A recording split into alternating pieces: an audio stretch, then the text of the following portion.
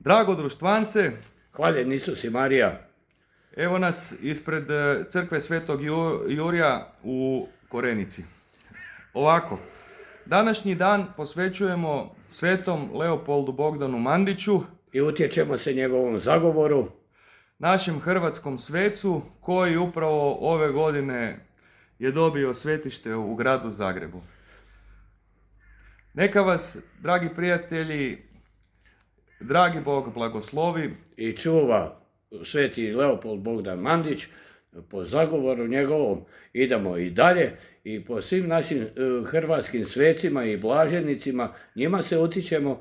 I naravno, meni je dragi sveti Padre Pio, naravno on je bio jedan od fajtera, onako božjih ratnika, jedan od najjačih, ali prelijepi je naš sveti Leopold Bogdan Mandić i dan danas je tu s nama i s vama. I sine, sretan ti imendan.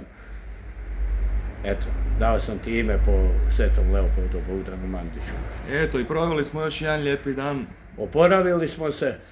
sa Ivom Jandrićem, Da, predsjednikom udruge općine Plitvice. branitelja općine Plitvice koji nam je puno pomogao. Sutra idemo put Udbine. Čeka nas u pastoralnom centru u crkvi, sada u Župa, točno ne znamo kako se zove. U Udbini. Čeka nas sve. Sve nam je riješeno. Dragi Bog nam stavlja ljude na put predivne.